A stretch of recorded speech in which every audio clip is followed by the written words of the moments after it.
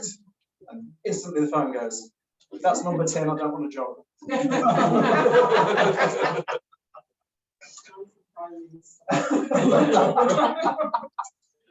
Good morning, everybody, and good morning to all of our colleagues online as well. I'm hoping you can hear us loud and clear. I apologise for the slightly strange camera angle. I'll try not to see too much of the back of my head as I speak to the people in the room as well. I'm Councillor John Colton. I'm the Chair of Labour Housing Group. Really pleased to welcome you to our first ever hybrid meeting here in the City of Birmingham, where I'm also very proud to be a Council and Cabinet member, along with my colleague, Councillor Sharon Thompson, who will be saying a few words shortly.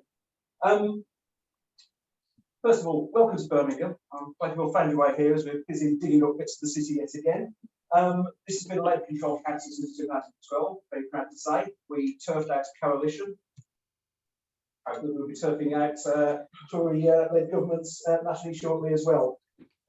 Today's session is focused on tackling poor standards of housing, which I think we can all agree is the absolute toxic legacy of our 12 years of Conservative government. The impact of austerity on our local councils and our social housing providers, the fact that they've carried forward failed housing policy after failed housing policy, which have choked off resources for councils, redefined the old concept of affordable housing almost out of existence. So while they're down there in Westminster taking lumps out of each other and trying to decide who runs the country, we're doing the serious business of deciding what the housing policies will be to provide fairness and justice for people right across this country under the next Labour government. So tackling poor standards of housing is absolutely at the forefront of doing that. I'm just going to make a couple of little housekeeping announcements before handing over to Sharon. First of all, the really important issue of lunch. Sorry for those online, you'll have to make your own arrangements. If you're here, there's a vegan curry that's getting served up for lunch. That'll be served up at the cafe downstairs. You can eat that wherever you wish, whichever room. And there's also a garden area outside, so if the weather holds out, you can enjoy your lunch outside. You should have all signed up for the various workshops on your way. I know Sheila's been going around ensuring everyone's ticked off. We're going to try and engage people in workshops online as well. Just mindful of some of the technical issues we've been having. So I think the plan is we can do the workshops on social housing and PRS if the tech works. The default position is if the tech doesn't work, the workshop will be on social housing only. So we'll try and make sure that happens. So with no further ado, I'll hand over to my Cabinet colleague, Councillor Sharon Thompson, who has the housing brief here in Birmingham. Sharon. Thank you, and I'll try and get some voices going a little bit in a minute. So I've got the housing and homelessness portfolio in Birmingham, and we have, if we was a housing association, we would have we'd be the third biggest housing association in the country. So that sort of outlines the magnitude of what we have to deal with in terms of our own stuff.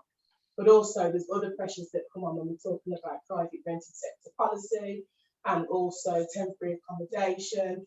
We're doing a lot of work at the moment around the temporary accommodation, supported housing and the poor standards that we're seeing across those. And I think after having a Conservative government for so long, it's clear to say, and I always say, since the midpoint, probably about 2015, I would consider that's when we started to have a real housing crisis across the country. But I just don't think it was acknowledged as such nationally in terms of the government. But that means with every different type of pandemic and everything else that comes, we've had huge effects. Now in Birmingham, as I said, we would have had 120,000 properties that were council properties. But through right to buy and other things, we're down to about 60,000, and we lose net every year. So that exacerbates the issues, particularly for those when it comes to homelessness and those that are in temporary accommodation, because the move on simply just isn't there, and there's not enough building around and making it easier for councils to build properties from the government in terms of the financial model. It just doesn't stack up. But we do build houses. We are the biggest council house builder in the country. But with that said, we've got huge issues, and particularly around stock. When you've got a huge amount of houses like we have in Birmingham as a council, and particularly with ageing properties, you start to see the significant challenges that come with that, and we have to look at our capital programme. But also with that, when it comes to our jobs, myself and John, there's very difficult decisions that we have to take and make, and sometimes the decisions aren't always easy. And a few years ago in Birmingham, we took the decision, although we didn't have cladding, the poor cladding on any of our tower blocks, we did have 213 tower blocks, which is probably about 5% of the council tower blocks across the country, just here in Birmingham. But we decided we was going to prioritise fire safety, which meant huge fire safety measures. And we lobbied the government and they refused to give us any money because it wasn't cladding. So as an investment, we invested over £50 million into our properties. But again, that has a knock-on effect for everybody else in terms of, and it was the right thing to do, don't get me wrong, but it has a knock-on effect of how we can support the rest of our stock at the moment. So whilst we know that we've got some great stock and we're building some great properties, there is also some stock that needs some support and actually are not in the best state in terms of disrepair. And of course, it's people that are living, and usually those in the most, not in the best of circumstances, that are affected the most by the quality of property. And that's why Birmingham has teamed up with Coventry and also Wolverhampton. And what we're looking at the moment, we call it the 3 Cities. And the 3 Cities programme is going to be a mass retrofit programme across the 3 cities, and it will affect, I think it's about 175,000 properties, not just council properties, we're talking about social housing, and making sure that we're bringing those properties back up to speed, but also doing it in a way that makes it fit for purpose for where they are. Because retrofit obviously fits into the green agenda, but it also means that those that are going through these current crises that we're all going through at the moment with cost of living, it will support that, but that will take time. And we don't have a firm commitment or a commitment from the government. So we need to make sure that we're raising the money through investments in other places.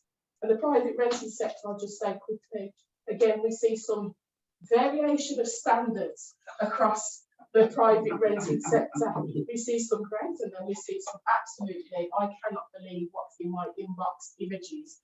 Across Birmingham, what we've managed to do, and I'm really pleased that we've had the approval from government, is for the selective licensing, which means we'll have more sort of leeway with legislation, everything else around that, and say over what private landlords are doing and making sure that they have to put better standards in place. They will have to pay for this in terms of a license, and we've got 69 wards in Birmingham. We've managed to cover 25 wards in the selective licensing application, and whilst that's not half of the city, it will affect between 40 and 50,000 properties across the city in those 25 wards, which the calculation is based on those that are more than 20% wards with more than 20% private rented sector properties, and if they've also got high levels of deprivation or there's been huge issues around antisocial behaviour, that's what the calculation was on.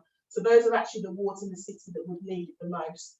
But again, as councils, we're always strapped for resources because we are practically on our knees in local government because of the cuts and everything else. Birmingham has lost over 750 million pounds out of our annual budget every year, which is just a shocking amount when you calculate it up, and it means what we can't do. But with this particular scheme, because it is sort of self-financing through the licence, it does mean that we're able to create 130 jobs across the city on private rented sector selective licensing for the next 5 years, because there's nothing more than frustrating than being able to put good things in place and not have the resources to actually enforce it. So we will be able to enforce it whilst also creating jobs. But I think the key thing for me is, and I know John's looking at me, shut up, Shazza.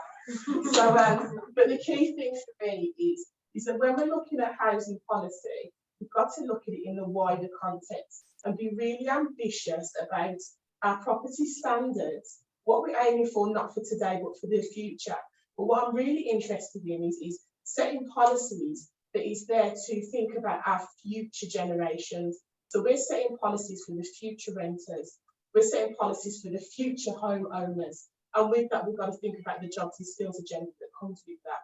So we're really proud of our house building arm that we've got in Birmingham City Council. It's all in-house, but also it means that when we procure for some of the work that's on those properties, we procure local businesses, they're on our procurement list, and also we put money aside from every scheme that goes into a pot towards a scholarship scheme that sends young people with protected characteristics or from disadvantaged communities, as they like to label it, to university. And we've had young people that have come out now with first-class honours degrees in areas such as planning, such as architecture, because we want to make sure that we're having a good supply of people within the system, upskilling the workforce, so that housing is seen as a real profession, and that actually once we when we set standards, that we can actually uphold them and move them forward. So I'm not going to paint a rosy picture about housing in Birmingham, but the rest of the country, you know, we're affected by the crisis and everything else that comes with it. But we are doing our level best to try to make the improvements. And, you know, for me, one property with poor standards is not good enough. So that just makes our efforts and our job a little bit harder. But I'm hoping that with, well, I don't know what happens with housing policy anymore nationally, because every day it seems to change with a new minister. But I'm hoping that we will get that Labour government we need, and we can get back to building houses, home ownership, and investing in council properties and social housing.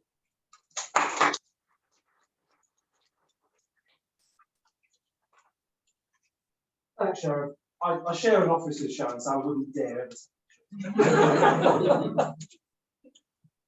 Right, we've got some really good speakers lined up for our morning session. Unfortunately, Vicky Spratt's unable to join us and sent us a message to say she couldn't join us today, but we've still got an excellent panel to address you.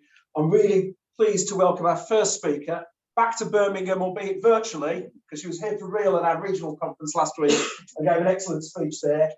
Lisa Nunley, who, as you know, is the MP for Wigan, the Shadow Secretary of State, or Shadow for the moment, we hope, for levelling up housing and communities. And really pleased to welcome you here to our Labour Housing Group event today. So over to you, Lisa. That's amazing. Thank you so much. And thanks so much for having me and having me virtually, which has meant that I could come. I've got a 7-year-old downstairs who has been given unlimited access to snacks and has a Nintendo Switch, but I don't know how long this is going to last. So bear with me here. And if you hear a lot of shouting, it's probably because the crisps have run out.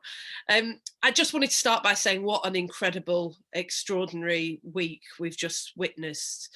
I was in Parliament earlier this week. There were fights in the division lobbies, the Tories in a complete state of free fall. And now that, for those of you who've been watching the Daily Star live feed, where they had Liz Truss and an iceberg lettuce on a live feed to see who would last longer, the lettuce has emerged as the victor, and we're on to our potentially third Prime Minister in as many months. It's sort of amusing to see a lettuce emerge as the victor against a Prime Minister who had the arrogance to think she could gamble fast and loose with people's life savings, their mortgages, their pensions, and crash the economy as a consequence. But there's nothing funny about the last 12 years of Tory government. And I wanted to say to you, first of all, that we are not complacent at all. We've seen those poll leads, but we're going to go out and fight between now and whenever that election comes for every single vote, because there isn't just a huge amount at stake for the Labour Party. There's so much at stake for the country, and not least the housing crisis that we're in. They crashed the economy. They sent mortgage payments through the roof. We saw 40% of mortgage products withdrawn in just 1 week. And that has fed right into the housing crisis elsewhere that Sharon was just talking so well about. Private rents are soaring, buy-to-let landlords are leaving the market. There are millions of people now on social housing waiting lists. And Rachel Reeves and I met with developers earlier this week who, because of the crisis that they've created on mortgages, are now sitting on land that they were going to use to build new housing at a time when we've got a huge housing shortage in this country. So in government, I can tell you that we will make it our priority to tackle the housing crisis, because nothing is more important than a home. This was a crisis that's been long in the making. The roots of it stretch all the way back to the Thatcher years, but these guys and women have come back very much to finish the job. They've turned housing into a racket. They've incentivized speculation and profiteering. They've left millions of people languishing on waiting lists in cold, damp homes. And I am absolutely determined, as someone who started out life as a housing caseworker in my first job for a fantastic Labour MP, Neil Gerard, and then went on to work for Centrepoint, the youth homelessness charity. I am determined that one of our legacies when we leave office next time is that we're going to change this. So I just wanted to give you a little sense of what that will look like today. Starting with mending the deliberate vandalism of our social housing stock. And I said at conference this year that our mantra will be this: council housing, council housing, council housing, because we talk a lot in the Labour movement about some of our incredible achievements, the National Health Service and the welfare state and comprehensive education.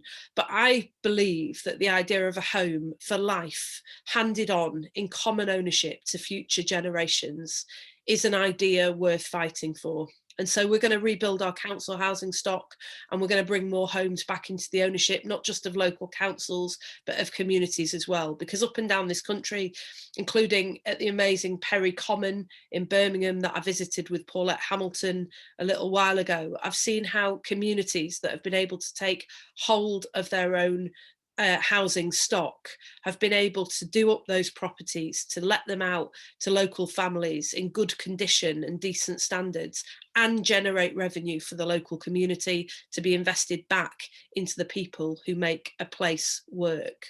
So our ambition, our aim, our target will be to make social housing the second largest form of tenure again, and we'll work with councils and communities up across the country to make that a reality. And I know many of you know Matt Pennycook, who's our fantastic Shadow Minister for Housing and Planning, and he's already started that work about how we grant new powers to councils and communities and invest to make sure that we make that a reality.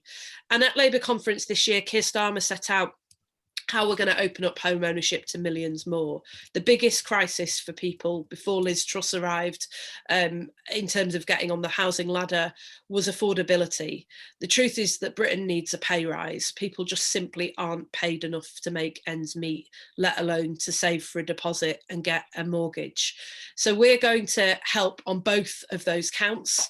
Firstly, by tilting power back to people through decent pay and conditions. And Angela Rayner has set out more about that in Labour's New Deal for working people. But we're also going to introduce state-backed mortgages and ensure that rent payments count towards affordability and your deposit. That's how Keir set out an ambition at Labour conference this year to help 70% of people into home ownership. And we know that some people will always rely on the private rented sector, and we're going to tilt the balance of power back towards private renters through a powerful new renters charter and a decent home standard, which we will write into law in the first 100 days of a Labour government. There's a whole range of powers in that legislation that Matt Pennycook and I set out a few months ago, but it includes portability of deposits, because those deposits belong to renters and we need to start treating them as such. It includes rights to make changes to your own home and own a pet, because for so many people who live in private rented accommodation, their home is just simply not their own. It includes protection against unfair rent rises and an end to no-fault evictions. No ifs, no buts. Labour will change the law and we'll get rid of Section 21 eviction notices, because nobody should ever be only a few weeks away from losing their own home through no fault of their own. And we won't stop there. We'll tilt power back to our communities as well. So I heard Sharon talking about the work that Birmingham is pioneering around regulation over holiday lets, Airbnbs, and also on shared exempt accommodation. There is a loophole in the law which allows landlords, private landlords, to come in and buy up large swathes of the housing stock, renting them out in appalling conditions to people who need additional support. There is absolutely no regulation. There is nothing set out in law about what that support should look like. And earlier this year, we brought that issue to the floor of the House of Commons, where we heard Labour MP after Labour MP stand up and tell stories about the appalling conditions that people had been forced to endure.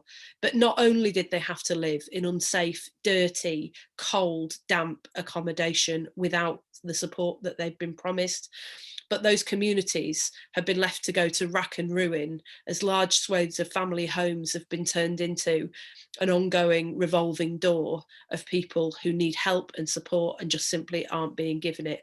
So we'll stop that. We'll end it. We'll bring in regulation. We'll define what that is in law, and we'll introduce an inspection regime so that nobody can come in and trash our communities because they belong to us, not them. And we're going to tilt power back to people. And we will abolish leasehold.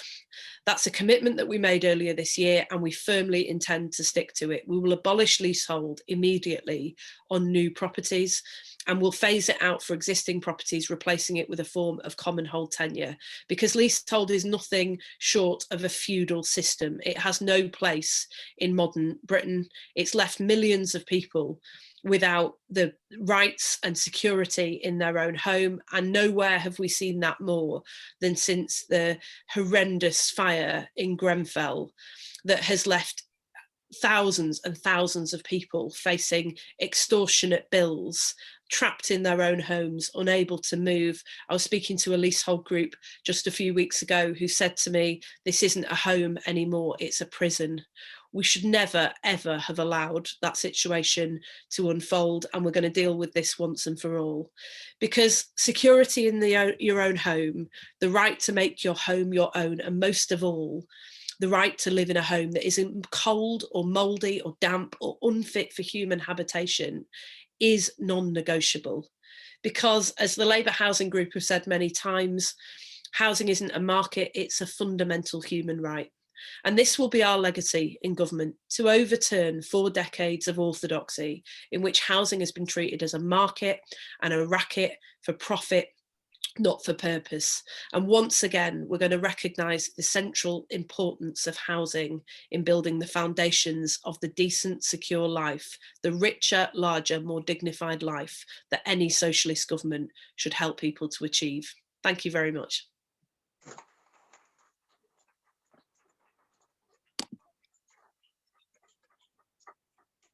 Thank you so much, Lisa. That's really powerful stuff. And there's certainly a sense of you've enthused the room. I think we're all determined to go out and fight for that Labour perspectives for housing and get out on those doorsteps and make sure we get that Labour government in to make it happen. Thank you so much for being able to join us this morning. Really appreciate it. Thanks, everyone. Bye. Thank you. Okay, so it's a good way to start one, isn't it? Our next speaker, I'm pleased to welcome, is Dr. Jill Stewart, who's a senior lecturer in housing and environmental health at Middlesex University, founding member of the Environmental Health Research Network, and has written widely on the links between environmental health and housing. And we will now seamlessly put the slides up.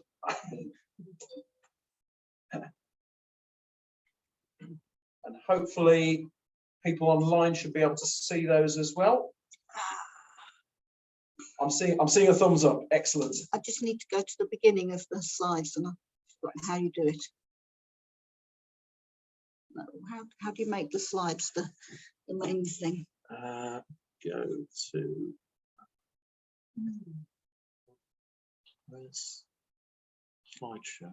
It's hidden under the bar, isn't it? You can go from here.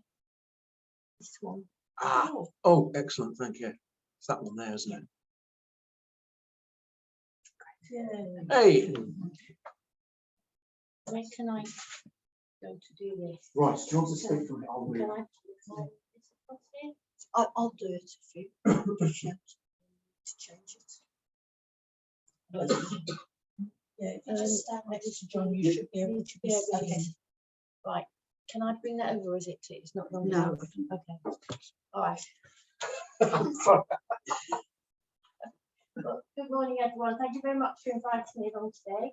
I'm really pleased to be here, but feeling a bit fragile after the last speaker. Anyway, there we go. So I've been asked to speak for 10 minutes, which isn't very long, on the kind of things people are faced with So I'm going to look across 10 years. So we're thinking about social housing, private rented sector and owner occupiers, each of which obviously have a place to play. So the main source of information on this is the English Housing Survey. As you possibly know, Scotland and Northern Ireland have different approaches than we do here in England. England and Wales are broadly parallel. So mainly what I'm talking about today is England. So we know that most of the non-decent homes, not surprisingly, are in the privately rented sector, about a fifth overall, followed by owner occupation, and then followed lastly by the social housing sector. Many people are surprised about this, but there's quite a simple reason, and it's because the private housing sector tends to be older, and therefore it's not surprising we find some of the poorest conditions in this sector. So we know most of the private rented sector was built before 1919, when we had very different standards than we do today. We also know it's about dwelling type. So poorly converted properties, for example, as well. That also adds to the problems we have in the private housing sector. More social housing stock was purpose-built, it's flats, and as I said, it's slightly newer, and therefore the conditions tend to be better in that sector. But many people would disagree with that, of course. So we've got a few photos here just to give a better impression of what we're thinking about. So the top photo there is privately rented housing multiple occupation, so somewhere that's been converted into flats that was once a house. Obviously, with thinking about housing strategically, we need to look across 10 years and decide how we're going to invest any money we've got and where we can get these pots of money and other resource from. So the next property is pretty near to the first one, but obviously very different. So if we're dealing with conditions here, as we just heard, it's very different than trying to deal with conditions in the private housing sector. So regionally, there's lots of differences in housing conditions as well. So this is a photo taken in the northeast in the last few months. And what we see here as well is the kind of design, the environment. Here we have a lot of these back alleys. Someone was talking about licensing earlier, and it's tries to address not just the housing conditions, but wider issues in the environment, which is why a lot of people like that approach, because it's the only intervention we've got where we can tackle the area basis of housing as well. Then people live in all sorts of other places. So here's a picture of flats above shops, for example. Obviously, that's again very different in how we intervene, what we're trying to do, who owns which bit, in the widest sense of the term. Picture of an owner-occupied house here. Again, it's much older.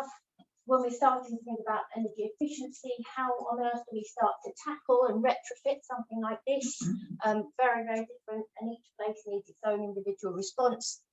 And then we have, of course, suburbia, 1930s type owner occupation, this one in quite poor condition. And again, how are we going to invest in that?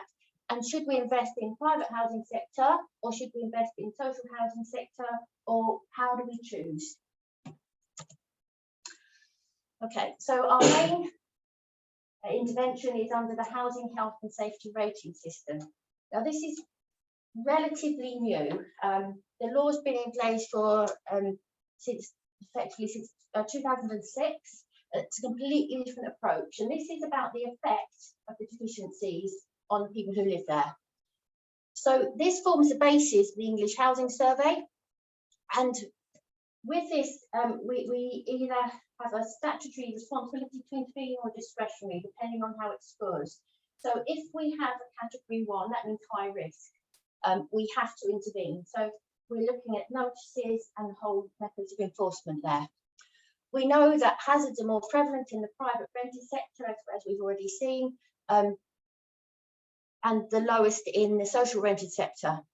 In the private rented sector, again, we've already heard this morning, we find people living in all sorts of accommodation, some which we might actually struggle to think of as housing at all. And here's a photo from a colleague of mine, the type of issues that environmental health practitioners and their colleagues are faced with on a daily basis.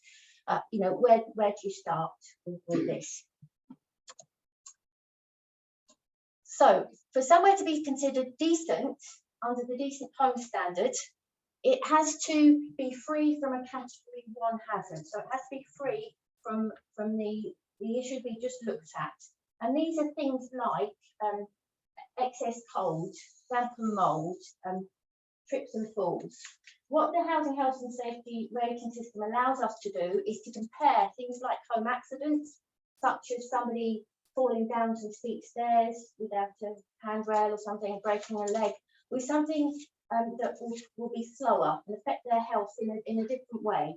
So something like damp and mould, which might have a substantial effect on somebody's mental health and well-being, also their physical health. But how do we for sure know that's due to their housing condition and not something else in their lives? So this system has people who are really keen on it, people who are still not very happy with it. But what it allows us to do is compare different circumstances and again decide how we're going to intervene, how we're going to invest and where in our housing stock. So decent homes have these other clauses. So for a home to be decent, it has to have a reasonable degree of thermal comfort. And this often comes hand in hand with poor repair, as we've already seen. So often core conditions coexist, and it's often the trickiest ones that are the hardest to intervene and find solutions for. Has to be in reasonable state of repair. But what does reasonable mean again? That's quite subjective. And has reasonably modern facilities and services. And some people struggle with this a bit because they think, well, shouldn't we be investing in things other than a relatively new kitchen and bathroom? How can we best use the resource we've got available? So what we know, from the English Housing Survey, is that 3.5 million occupied homes didn't meet the decent home standard. There's still a long way to go. We've had lots of investment in social housing in more recent years, less so in the private housing sector. What we also know is that the cost average out about £7,720, but obviously some places will cost substantially more than this. So I've just got a couple of slides here looking at the Midlands really, just so we can see non-decent homes by tenure. You can see private rented sector is always the top one, and linking that to damp again by region, we can see private rented sector is always still the worst of the tenures. So aside from the English Housing Survey, there's lots of other sources of evidence available. So local house condition surveys that maybe local authorities have done. Just recently, in the last month or so, the recent Marmot report from the Institute of Health Equity looking at housing and health across London. Not surprisingly as well, we find that most poor housing is occupied by people on a low income, low parent families, ethnic minority groups, and so on. But this is worth having a look at, just about London, but obviously the lessons apply nationally. And I particularly am pleased that this quote from Dr. Christopher Addison, who was the then Minister of Housing just after the First World War, pioneering homes allowed heroes to live in ethos we had then. But what he said, and I think we often forget now, is that he said, I've taken care to see that housing is part of the health minister's job, because without decent housing, no one can have decent health. Absolutely key. So what interventions do we have? Well, we've got lots. And it's a complex legal framework. So the Housing Health and Safety rating system applies across tenures. And as I've mentioned, we're able to compare. We're able to compare very different stock and decide what is the most important to invest in. Now, how do we enforce it? How do we deliver on this? It's one thing to have the law in place, but it's another thing, what can we do with that? How do we use it? So category 1 in private sector, we've got a whole series of legal notices we can use. We did used to have a whole series of housing grants as well, but this is very discretionary now and very patchy across the country. Some councils offer grants for the private housing sector. Some councils might be more opposed to doing that, to giving money to private owner occupiers and indeed landlords. However, if we don't invest somehow, the housing will continue to decline, and it can help arrest poor conditions as well. We've seen some of the costs earlier. We've also got property licensing. I've already mentioned this, an area-based approach, which many councils really favour.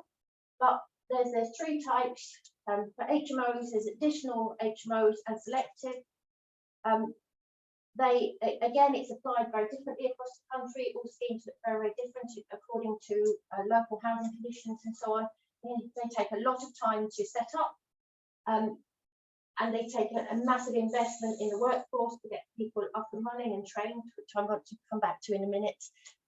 And we also have very little research on how effective they are. However, early research is suggesting that this area-based targeted approach can be really, really effective for looking at some of the worst stock in the private rented sector, particularly. This law is interesting to look at in terms of its title. The Homes Fitness for Human Habitation Act that Karen Butt, the MP, pioneered. This is, I think, the only housing law that says homes rather than housing, and I think that's quite telling. This is for people, again, across tenures, and tenants can take their own action here and get compensation. And we've got a whole series of other regulations that too detailed and complex to talk about now, but management regulations for houses in multiple occupation, these can help pick up on conditions as well. Got the minimum energy efficiency standard and new electric regulations and the levelling up agenda. I think we have to watch this space on that one this week. I made the mistake of planning this presentation more than a day ago. So the workforce. So we've got plenty of law. There's no shortage of law. The problem is we don't have the workforce. It's a bit like the NHS nursing at the moment. Where are all the workers coming from? Are they trained? What do we do? So after years and years of austerity, our workforce is severely depleted. And also at this same time, housing conditions have changed, particularly private rented housing sector. We have more criminal landlords operating in the sector. So things take longer, they're more complex.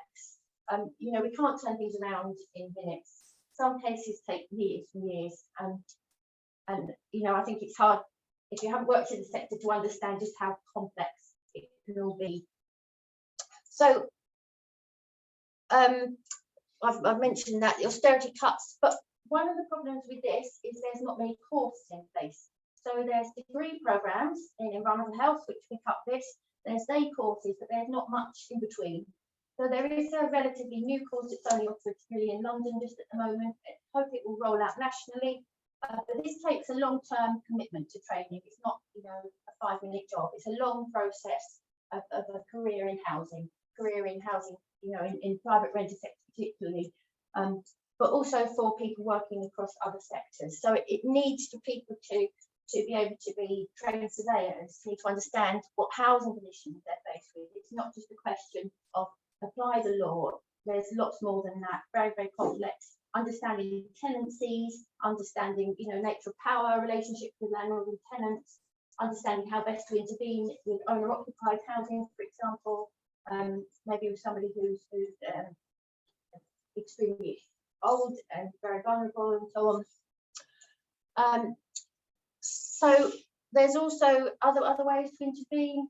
Some councils offer, or other services offer, home improvement agencies focusing and targeting on particular groups of people who might have particular housing issues.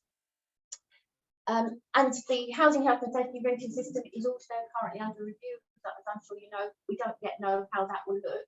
We're broadly similar, but it will change things. And again, people need to be trained up in the new system. And that's just about my 10 minutes. And thank you very much for listening. Thank you.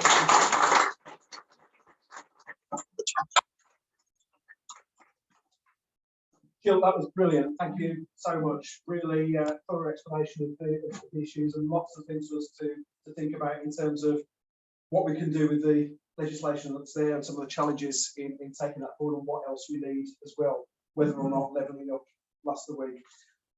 Our final speaker this morning is Salma Hamid, who's the organiser of the Birmingham Fair Housing Campaign, also very active in the Labour Party and the community here in Birmingham.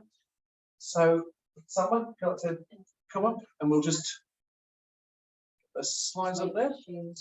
Might just shrink a little bit, yeah. Just at the top.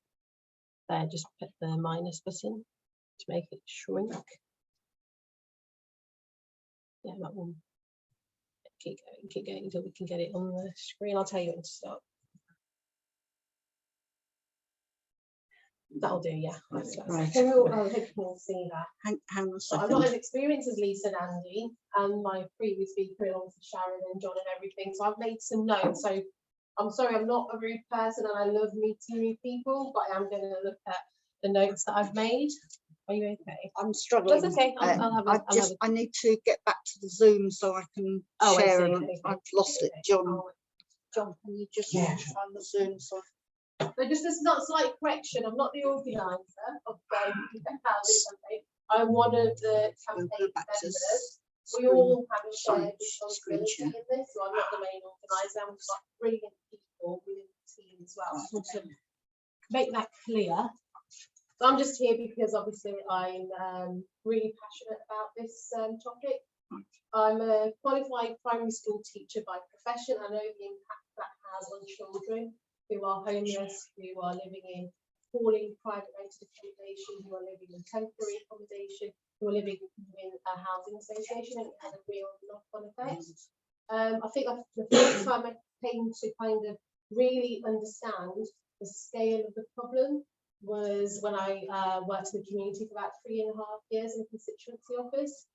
And I think housing issues was one of the top 3 main concerns of the constituency, along with welfare benefits and immigration. But housing was one we get daily casework of people who had problems with their housing. Are you okay? Sorry, Sam. No, that's quite all right. I could just carry on chatting with everybody. It's fine.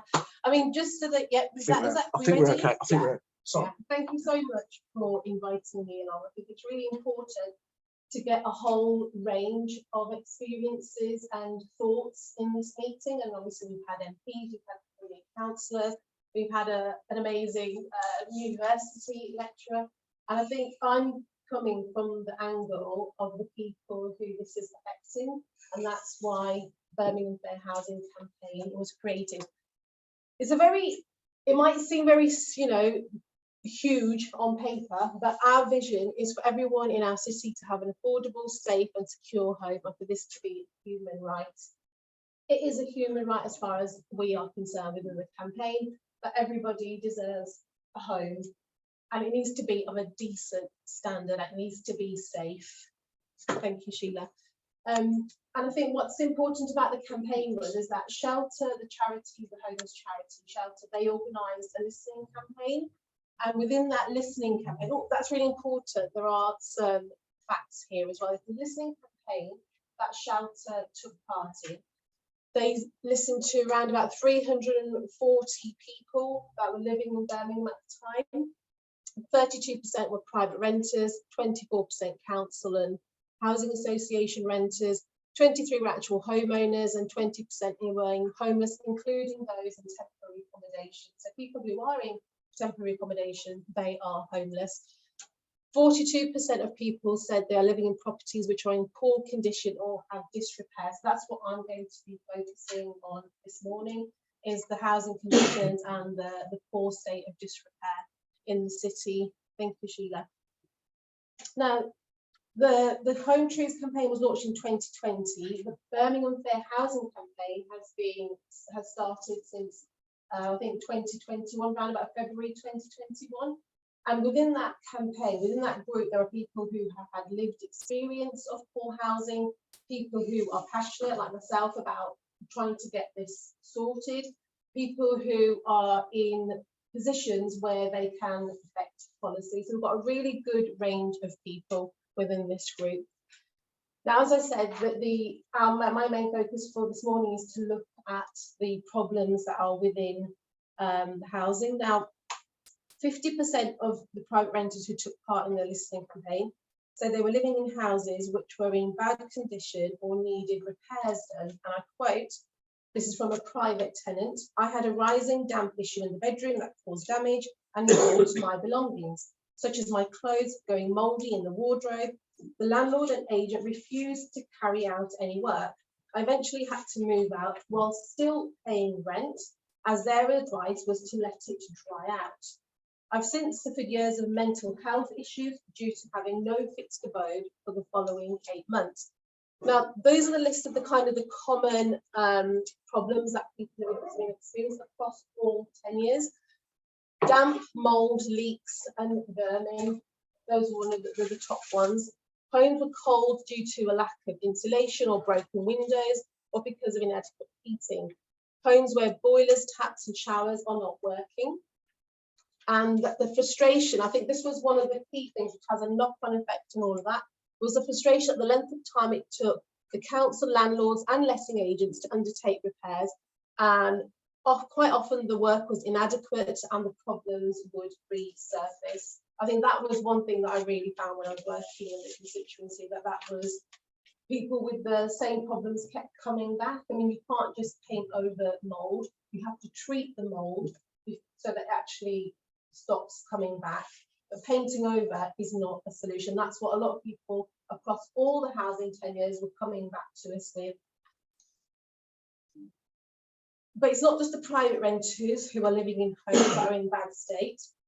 49% of people living in social rent housing, including housing associations, also complained about the poor state of their properties and the length of time it took to undertake repairs.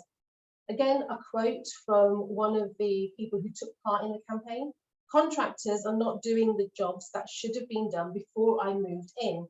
Damp windows with constant drafts due to broken vents. They took 10 months to fix my heating and it still struggles to heat the living room." Now, none of us should be expected to live in that way, no matter what background we're from, no matter what level of income we are from.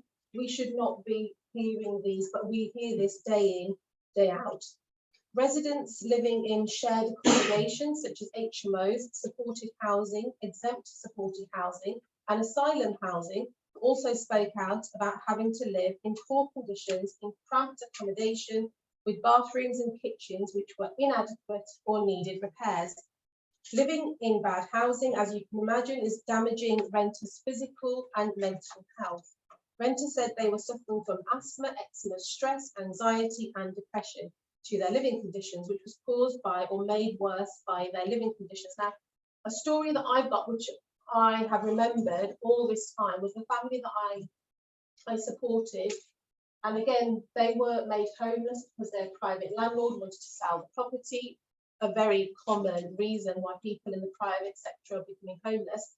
So they went to the council for support, and exactly what Sharon has been going to with the cuts from the government, we are struggling in this city. The council is struggling. It is a housing crisis. This family was moved, I think it was about 15 miles outside of Birmingham, into, I think it was a travel lodge. There were 4 children, a mum and dad. Now, amazing family, really, really passionate about getting their children into school. The father would come 15 miles there, morning and afternoon to bring his children to school.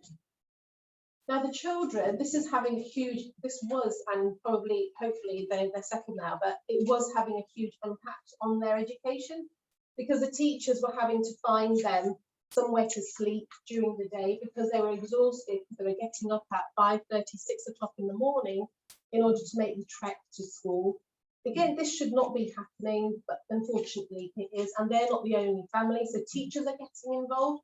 We've had teachers come to us. We've actually got a teacher who's part of the campaign as well, who was a deputy head teacher on a local primary school, and she sees the effects this has on the children. And again, it has an effect on the parents who are working. They're not able to get to work on time. Sometimes they have to change their shifts around, or they're not able, they're having to get off work sick because of all the problems they're facing, and that in itself affects their income. And it's all such a domino effect. So the housing crisis is affecting so much more than we can possibly imagine. I think we need to go into the next one, please, Sheila. Now, so we can and we must do better. We all have a responsibility to ensure that no one lives this way in any type of accommodation or property, and our manifesto demands are achievable. Poor conditions and disrepair in housing is damaging people's health and well-being in Birmingham. Renters in private and social rent housing should have the right to live in decent, safe homes. Birmingham renters want landlords and letting agents to provide decent and safe homes, and they want repairs to be undertaken quickly and thoroughly. That was one of the main kind of the feedback we got. was the length of time it was taking to make repairs and how the repairs were being done. I'm just going to quickly go because I know I'm just going to run out of time soon. Of those people that the Home Truths campaign heard, 42% of social renters and 38% of private renters taking part in the listening campaign want more regulation and enforcement of legal standards. Renters also want landlords and letting agents to be held to account through a landlord registration scheme, inspections, blacklisting and fines. Private renters, as we all know, they're in it for profit. But at the same time, just like when tenants have to, reach certain levels, criteria when they are, going into a property. Can they afford it? Can they put a deposit on there? Can they afford to pay the monthly rent? So too should landlords be accountable. And that's where it comes the landlord registration scheme. Inspections should be done, blacklisting and fines.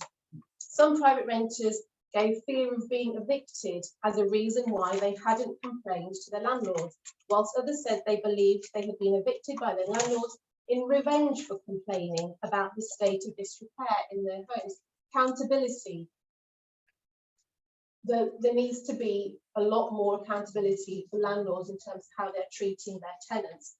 Going back to the actual campaign and our manifesto demands, we want good quality social rent housing, which is eco-friendly, fit for purpose, instills pride, meets the needs of those affected by the housing crisis, and enables people to thrive. We believe this is the leading solution to the housing emergency in our city. We want a charter of rights for renters, which ensures all rented properties meet legal standards for renting and all repairs are undertaken swiftly and thoroughly. We want a national landlord register, and we want to end the insecurity faced by our renters due to spiralling rents and the use of Section 21 no-fault evictions. And again, I could go on with lots, but I think I've given everybody a copy of the manifesto, so I hope you do have a look at that. The other thing as well, lastly, information must be clearly provided to all tenants about the standards which renters can expect in their rented properties and how to make complaints confidently to private landlords about standards and disrepair. Again, that was one of the main things that we were hearing. People were too scared to report their landlord or complain directly to their landlords because of fear of being kicked out. Is that my, yeah, so this is obviously, please do join the housing campaign. Please take a look at the information that we've got online. So we've been living with a housing crisis for far too long. The system is broken and it is damaging lives. People in our city deserve better housing and better living conditions so they can thrive, not just survive. I urge you all to join the Fair Housing Campaign and endorse the manifesto so we can improve people's lives. And we are here as a campaign willing to work with everybody, working with Sharon and John and everybody who's here who wants to be involved, because we're all got the same goal in mind. We want people to have that safe, affordable, eco-friendly, safe, secure homes, and that's achievable. And we know the government at the moment is making the right mess of things, but I really do believe that this party and the Labour housing group can make the difference that we really need to see. Thank you.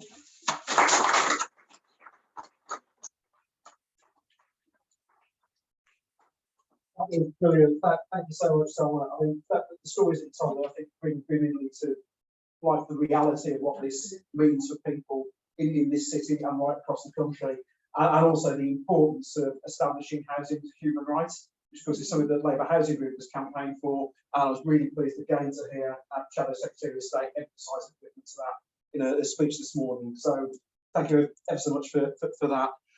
I'm conscious that I failed in my primary duty as a chair in giving us any semblance of time. So there is next on the agenda was sort of Q&A. What I'm going to suggest is if we just take a couple of questions, but I really would like us to break for the workshops no later than 22:1. I'm going to give first preference to those people online. If there's anybody online who'd like to ask a question, please show your electronic hand. And I will bring you Hang on in. a second, I'm just trying to get Okay. right. I can't see any hands showing. Oh, no, I can't see any showing at the moment. Okay. While they're thinking about this, I'll then open it up to colleagues here if there's any questions you'd like to ask of any of our speakers this morning. Yes. Yes, is one way of tackling the problem of bringing private sector housing, whether rented or owner occupied, up to standard, because it raises more presentation, to put out in a financial structure which would enable those to be bought by local councils, put into the social stock and refurbished after being purchased. I mean, that would break the knot of who pays and how can we get it done? Is that a solution? Just to say on that, because we know in Birmingham the crisis is so chronic that we're not simply going to build our way out of it in its entirety, and because of other bits of the housing sort of sector that's not necessarily meeting our needs. So our needs, family housing, people flipping properties into HMO, well, that's not exactly where our needs are. And what we did do last year, this is a council, put some money through, put a bid through cabinet, that actually we're going to purchase properties on the open market. So we put aside to buy up to 240 houses, but we're particularly looking at larger family houses. Actually, people who need 3, 4, 5 bed houses, those are the ones that end up in temporary accommodation for a lot longer. So we are actually looking at that, and I do know there's other labour authorities across the country, because that's where we first got the idea from. It does come with its complications around rights by other things. So this sort of buying them to sort of start off with holding them as TA start temporary accommodation spots who don't have to use bed and breakfast, and it's a better type of temporary accommodation than sort of bed and breakfast. So yes, we can do that, but it does come with its complexities when you get to like to buy other things. Jules, you want to pick on that as well? Well, there are houses involved in purchase. However, it rarely happens. It takes forever, and then the council has also to budget for the ongoing management and repairs. That kind of thing. But some councils, and again, privately, they're not buying them, but they're taking management off where conditions particularly bad to protect the tenants. Yep. But after the 5 minutes that everything is done, is about the on suspending repairs, property goes back to the land.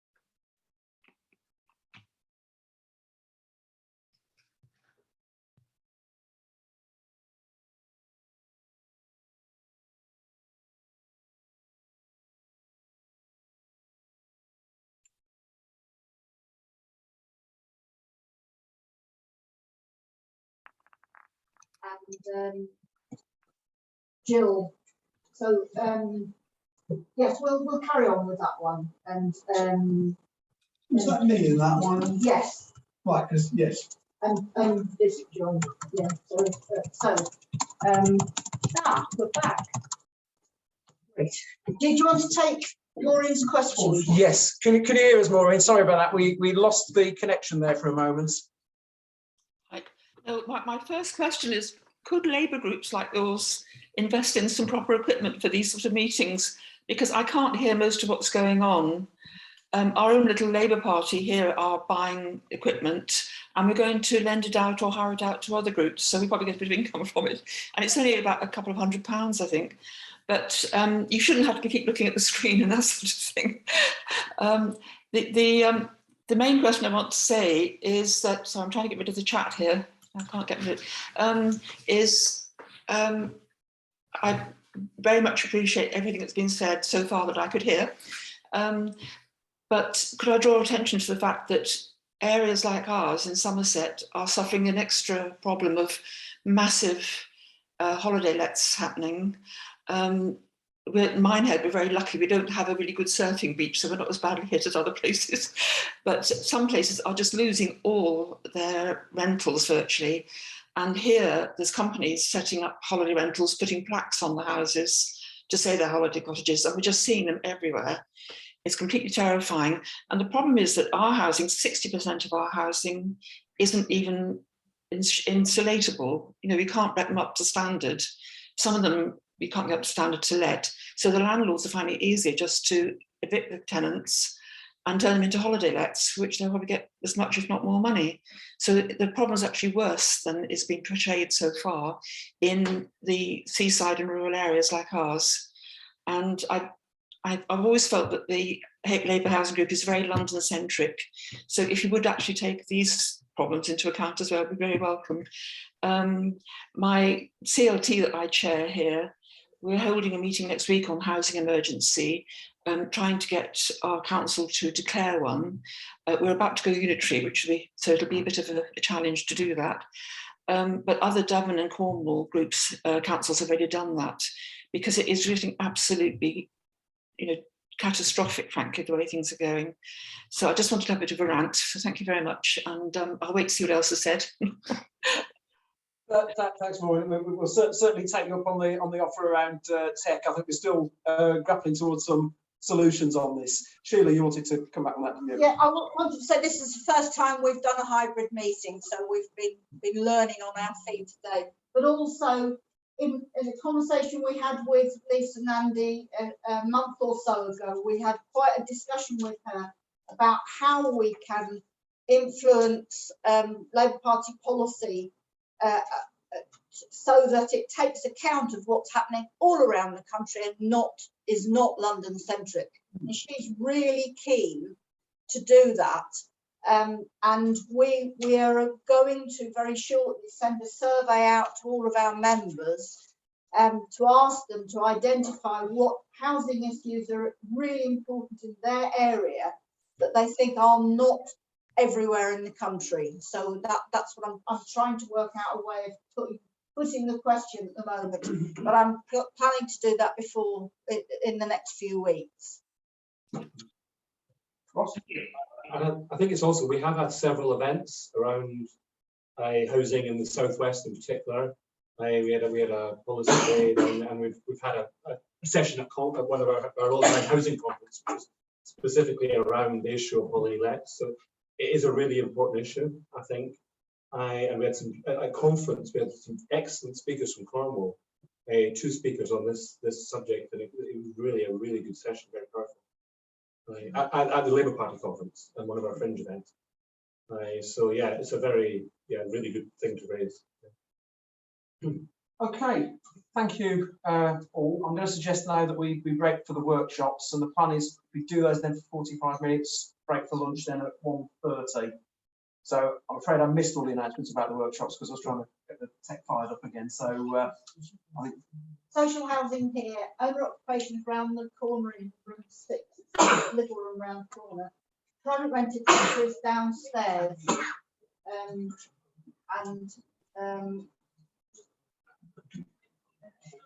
I need to do something with the computer, so I can't also show people how to do it. So if we're going to have people online, so you go right down the stairs and then straight on when you come out of the door, straight on.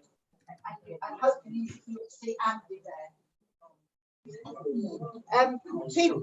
People in the online, I'm going to try and create 2 breakout rooms, one for private rented sector and one for social housing. Yeah, I'll be moderating the social housing workshop.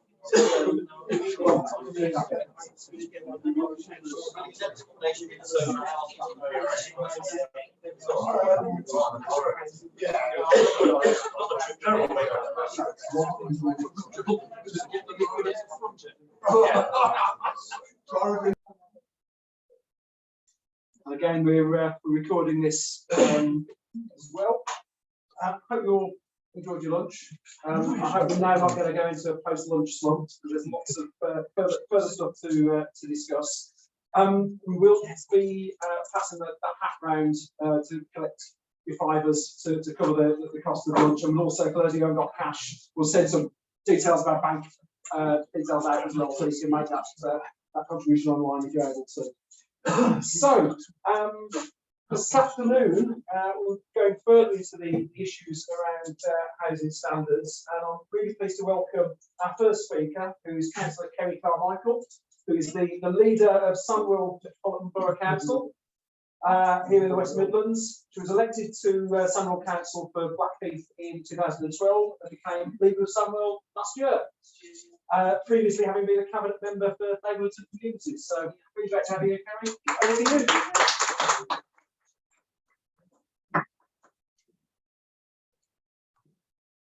Thank you, everyone. Just introduce me, but I will say I'm a cabinet member for housing is here today, which I'm relatively new. So we're going to share a slide if you like. Speak up, really well. Right, okay. So we're going to share the slides. So he's going to do the last bit and I'm going to do the first bit. And it was a choice between newness or rustiness because I was a cabinet member for housing about 5 years ago. So legislations have changed, but I was just here to give you a brief overview of what we are in Sandwell. Just so you all know, Sandwell is based in the Black Country. We're one of the 7 Mets of the Combined Authority, and we've got a population of 340,000 now. So we're quite big, and we're bigger than most cities around. Sorry. So if you can move on. I'm trying. Why won't you move on? Like everybody else, Oh, yeah. in the room, I've also got a cold with the sore throat, so you just have to put up with them. Okay, so our homes in Sandwell. We've got, as you can see, nearly 30,000 social housing homes, and we're made up of 6 towns, and each town has its own housing stock, and it also has its own unique issues with housing. But overall in Sandwell, housing is a problem, full stop. We just need more of it, basically. I don't know how we're going to go about it. We are building at the moment, probably on average about 70 houses a year, but we actually need more.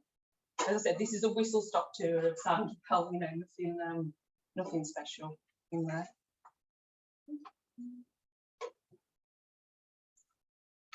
So earlier we brushed on repairs, now social housing, and we did mention that we still have our own repairs team and it works really well. Our current model is that we probably get repairs done, 99% of repairs done in 5 days, something like that. We're on that, we're trying to improve that all the time now. Our 5 main repairs here are electrical faults, boiler repair, plastering repairs, bathroom and window repairs. And I would say the 6th is probably kitchens, just the way that it is. So improving our homes. So we work on a fabric first basis. So they're actually using insulation at the moment, and we're trying to uplift our neighbourhoods as well. That's another thing, by painting the outside of our homes. And we're also on a retrofit programme. So we've got 457 homes in Smethwick at the moment where we're replacing boilers, windows, kitchens, bathrooms. We're doing quite a bit, not as much as what the cities are doing, but we're doing as much as we can for the borough that we are. Okay. So we're applying for funding.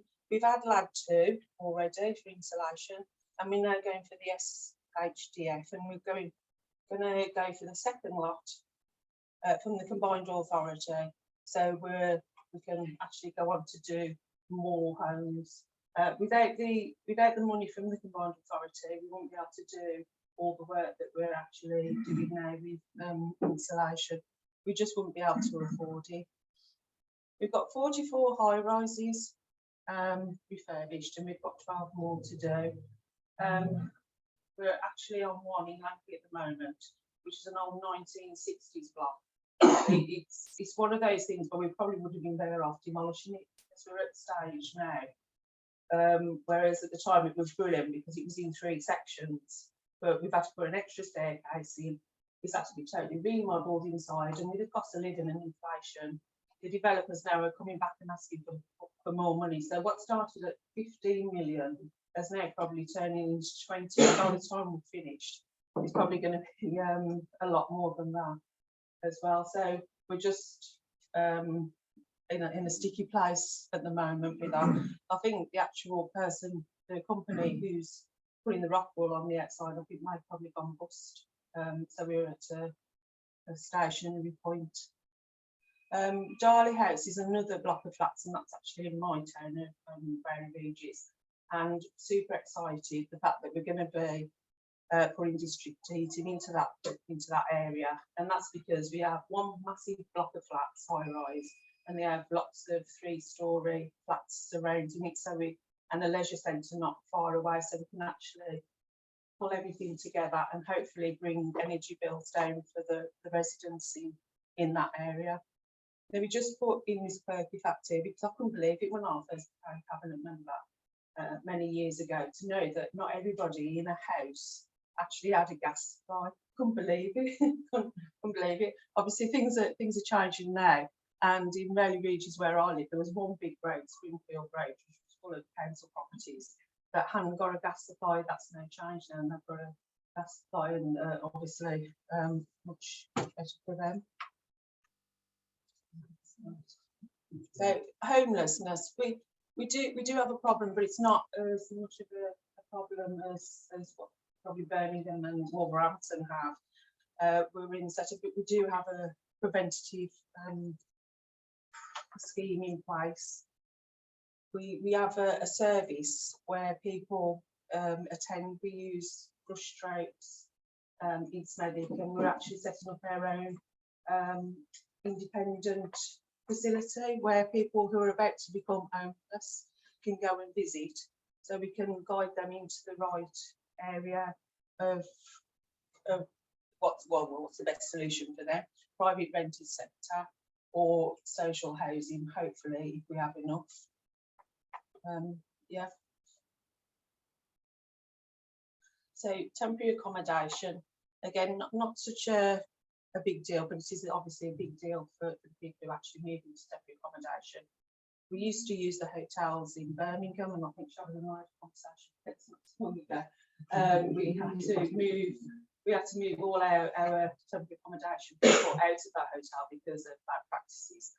I should say pest control issues, and they were basically saying that the people within the facilities were telling lies, when actually when we sent our own independent contractor in, they weren't telling lies. There was a operating station, and that wasn't great at all. So we've actually actively moved all of our Sandwell residents out of there now into more local areas. Like in Blackheath, the town I represent, we've got a bed and breakfast, and we've moved families into there, and they are happy where they are at the moment. It's clean, and they've got access to a kitchen, clean bathroom. But I would say is our temporary accommodation, we're working on projects at the moment. We've got Applewood Road, which used to be an old office block, but we've just converted that into 21 units for temporary accommodation. We have family section in there as well, and it is wholly run by the council. We have a council staff member on site all the while, so he can clean sheets. So it's a bit like a hotel, but it's council. council run. People don't want to move out of those that much, you know, I mean, the children have got bedrooms, it's got a kitchen, it's got its bathroom, you know, it is like a mini flat. And we're actually looking at some elderly residential sites at the moment, yeah, to turn into temporary accommodation. We're having a lot of objections because we're a dispersal area. Yeah, so as I said, we are building new homes.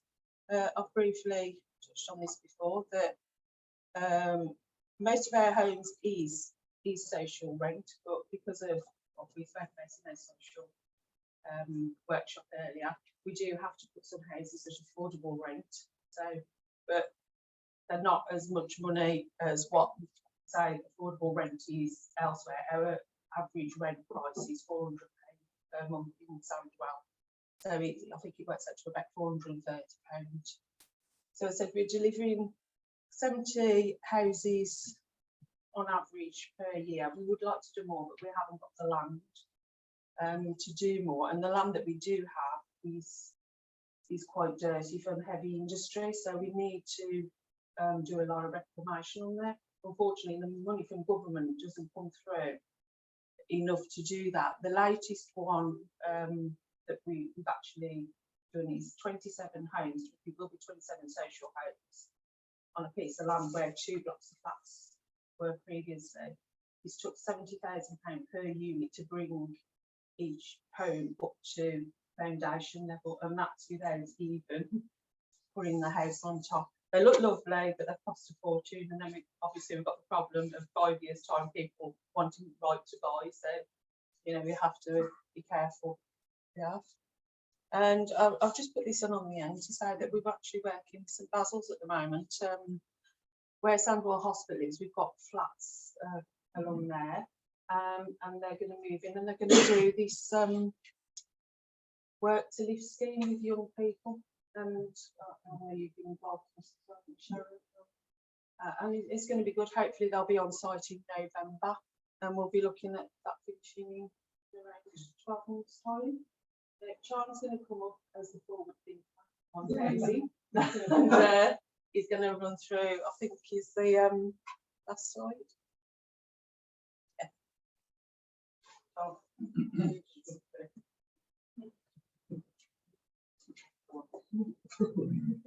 Yes, good evening, good afternoon even. So yes, so one of the thing that we are challenging at the moment is Section 21, where people are being forced out of the lawful farm.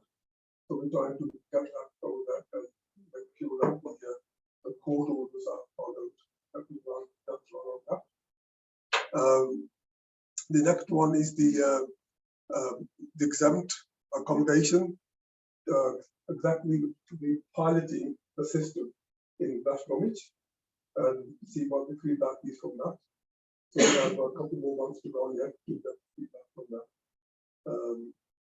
And the next one is the for the forward one. We haven't put probably on the zero accommodation. We're building 48 modern manufacturing construction units, and that's tendering is going out from that. So we learn from that. So empty property, empty homes. Can I just mention about right to buy? And that's the question been asked of me a number of times. In principle, yes, we should, encourage people, but not at the expense of the vulnerable people. So that's something we've discussed in the past, that we are letting go more properties than we're actually building. So there is an imbalance, and whether we should recommend that we take a holiday from rent to right to buy properties. Okay.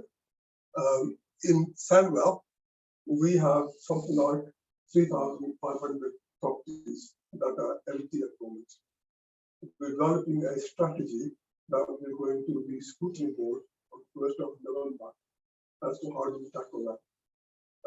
So we have different scenarios, intervention by the council, do the owners of the properties, do they need some financial assistance, and do we assist them for a number of years and then hand the property back, or do we take the property on board? So all those scenarios will be looked at. What we have is a 200 house challenge to bring back 200 houses over the next 5 years back in the community. So those are some of the things that we're taking forward. And as Carrie has mentioned, that the fitting the new roofs, heat pumps, and cladding in the houses.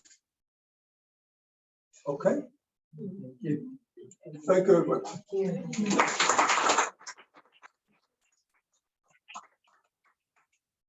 Thanks, Kerry. I'm Charles. That was really informative, and yeah, always good to know what our neighbours are up to over the summer. But yeah, thank you for joining us and sharing that today. Our final speaker is joining us online, and it's Martin Wicks, who's the Secretary of the Labour Campaign for Council Housing, also a lifelong trade union and political activist. And Martin's going to be talking to us about the Decent Homes Standard Review. So I'm hoping Martin can hear us loud and clear and will join us. I can hear you. Can you hear me okay? We can hear you, Martin. Great. Over to you. Bloody hell, it works. Okay, well, good afternoon. Yeah, the current Decent Home Standard originates from 2002, and the minimum standards which operate today were set in 2006.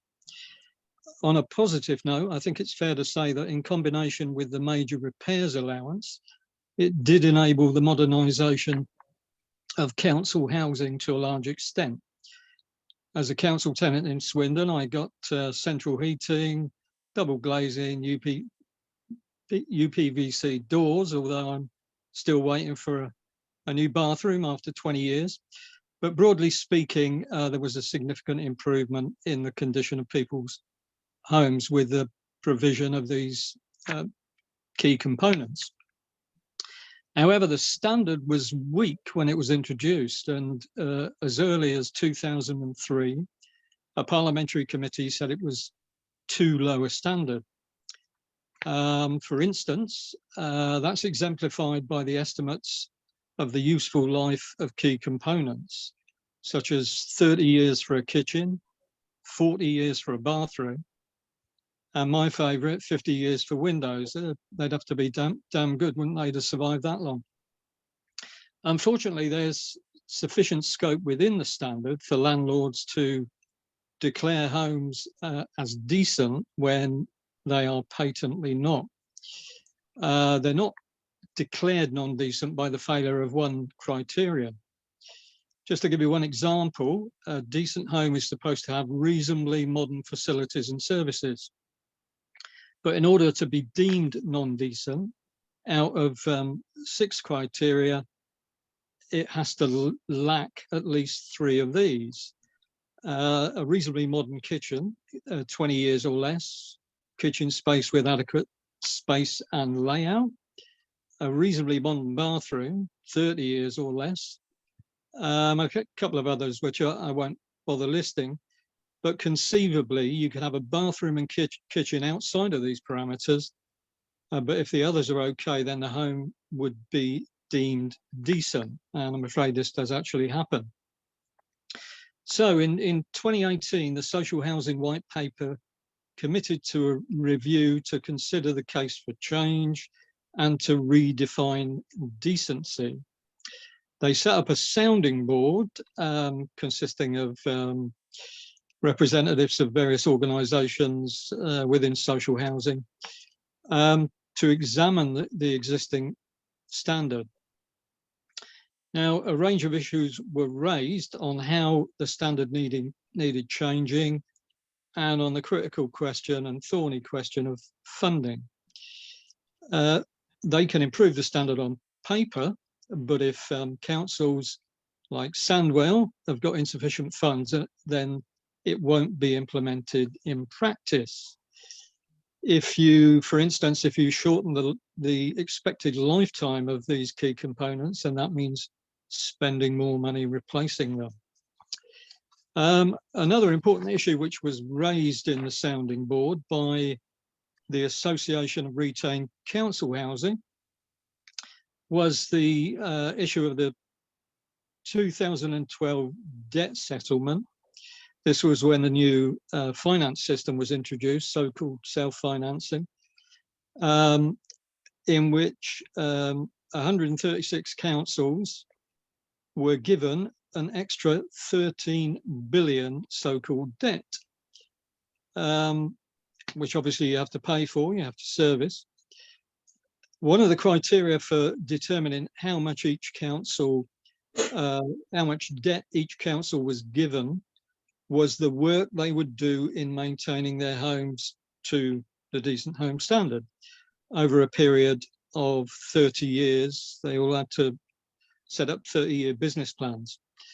Now, logically, if the standard is improved, then debt should be cut at the very least, since councils will have insufficient income for the extra expenditure of an improved DHS. The cost of servicing this debt, by the way, for all housing revenue accounts in England is around 1.4 billion a year, out of an income of roughly 8 billion. So it's not a small sum. This has to be paid for every year, including interest. The other big question, which was raised in the sounding board, was that of retrofitting existing homes, decarbonising them.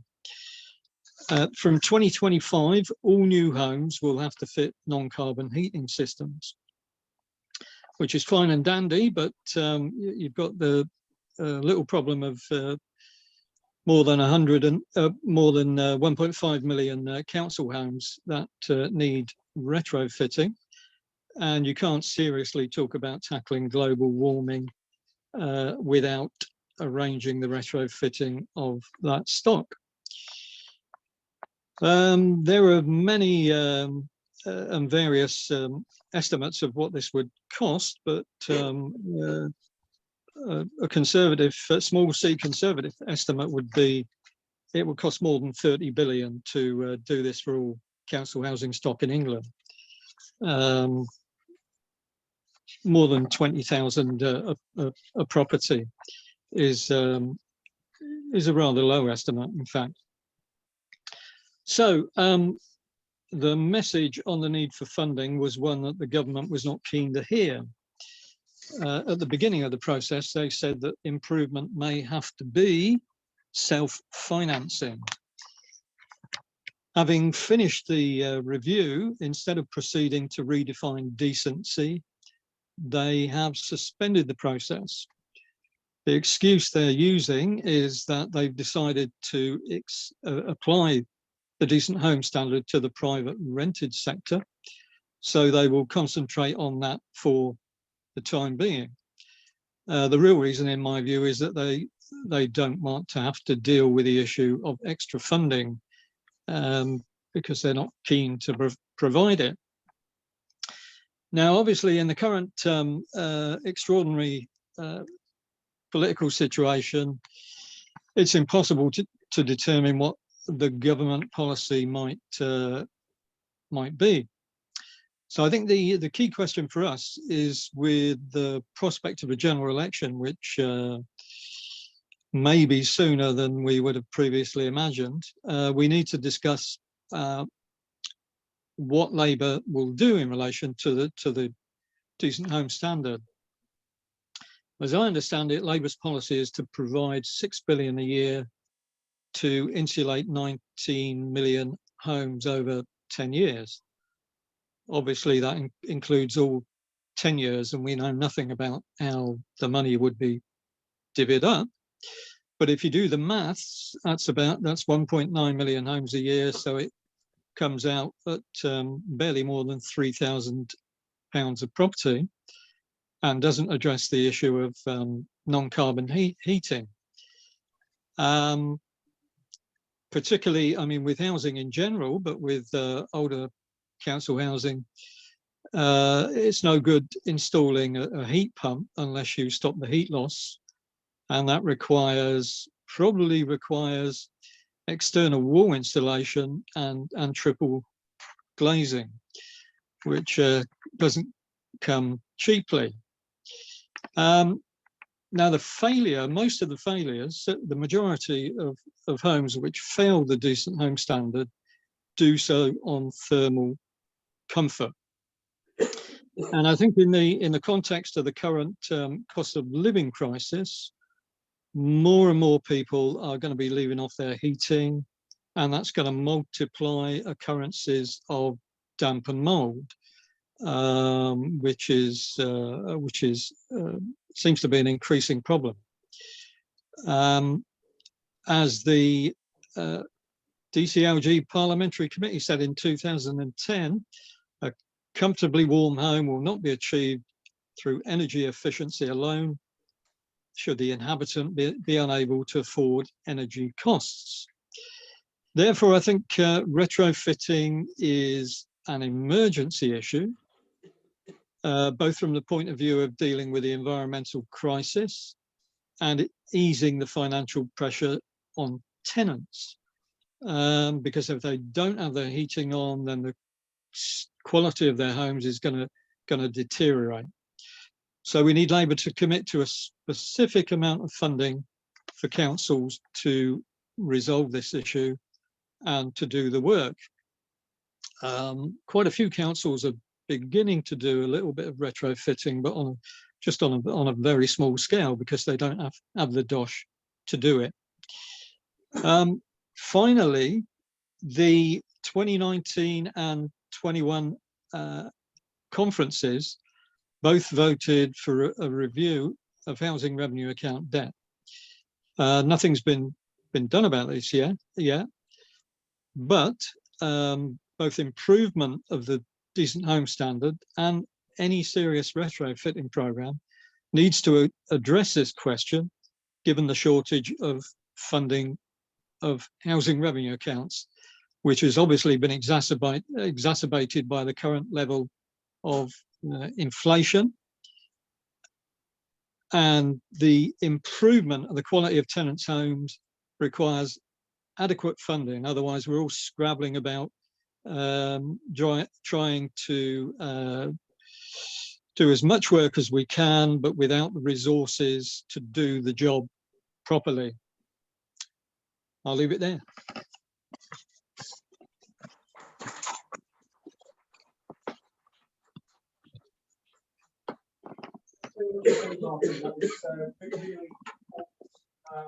A lot for us to think about in terms of how we respond as a party to these issues.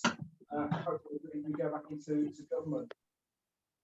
So I think what we'd like to do now is just a bit of a wrap-up session of our last 10 or 15 minutes. And what we wanted to do was just sort of draw out some of the priorities for the next Labour government and address poor housing standards. I think a good place to start from that, perhaps you just get some reflections back from the workshop sessions that took place earlier on. And without putting our workshop facilitators on the spot. But it'd be useful just to get some couple of minutes feedback from each of those workshops, and then that's a little bit of a wider discussion reflection, and we'll bring today's proceedings to a close. So, without picking on anyone in particular, John sat straight in front of me. Yeah, very briefly, performed a really good working group. It's a huge subject, repairs. And this morning, I'm trying to be a bit provocative by saying that in the past, at the moment, we are concentrating quite rightly on building as many homes as possible as a sector. But that may be at the expense of good housing management standards. So there's a dichotomy, and there's issue about priorities. But certainly, we're looking at solutions, about how practical things what people are seeing in their neighbourhoods and their councils, about improving things, about working with tenants, working with councils, working with trade unions, trying to sort of think about role of enforcement, the role of public realm, role of privatisation of services, whether or not that improves. in-house repair services, externalised services. So there are lots of ideas, and I'm sure we could have gone on and on and on much longer. But it is a crucial thing. I mean, sometimes I can remember when I used to go sometimes door knocking with Defend Council Housing and trying to stop the privatisation of council estates and housing associations. But some of the stock there was shocking, and it was embarrassing. The council was knocking on doors, trying to persuade people to vote to stay with the council because the stock was condition. However, tenants still wanted to remain with the council, so that was interesting. But yeah, I suggest there's some sort of follow-on work need to be done on this, because we all want to build more homes, and that's the problem with it. But we've got 6 million social housing tenants, and many of them aren't best served with existing rates. That's all. Thanks, John. Tilly and Jackie were doing the private rented sector workshop. Sorry. Sorry. Okay, so we started off by talking about the insecurity in the private rented sector and how that made it impossible to build community and have long-term homes and ensure decent conditions, and that was the biggest kind of problem in the private rented sector, one of the big problems. We thought that we discussed how the powers that local authorities have over enforcement are difficult because of the lack of resources. So, you know, we've had the housing standards around for about 20 years. We've had licensing, albeit not albeit across the board, but we have had that for many years. But despite that regulation, local authorities have had difficulty enforcing because there is just not the finances there to do that in enforcement. And that, you know, there has been campaigning for years for licensing, but the introduction has been very piecemeal and has been very confusing. So we hope that Labour will stick very much to the promise of landlord register, that's really welcomed, and that hopefully a national portal will enable this to happen, and that is somewhere where there should be, you know, each property should have a unique property number, that it's linked across all kind of all legal documentation to do with the property, including notices seeking possession and rent increases, and that would help identify properties where there are non-registered landlords, where landlords haven't actually complied, and that the portal would be something that would mean that they would not be able to, a bit like an MOT, you couldn't register yourself as a landlord until you've registered everything on the portal that you were supposed to have done. So, you know, there would be gas safety certificates, etc., etc., and that it would have to be evidence-based. There would have to be evidence you would have to produce,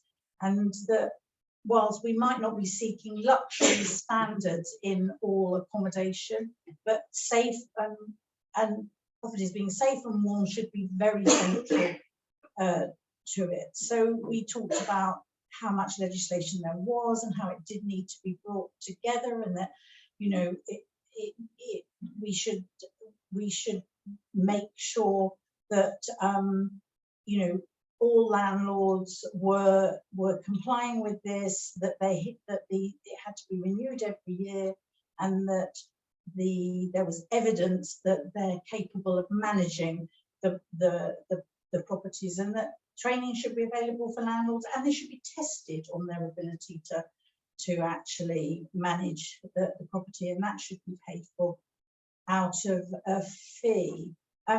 We kind of were looking at, you know, how you could look at other businesses, and so in other businesses they have to show that they're capable of doing it. You know, you have food hygiene standards you have to stick to if you want to run a restaurant. If you don't stick to them, you don't get to run a restaurant. Well, how comes landlords can go, oh, well, it's a bit much for us to do it, really?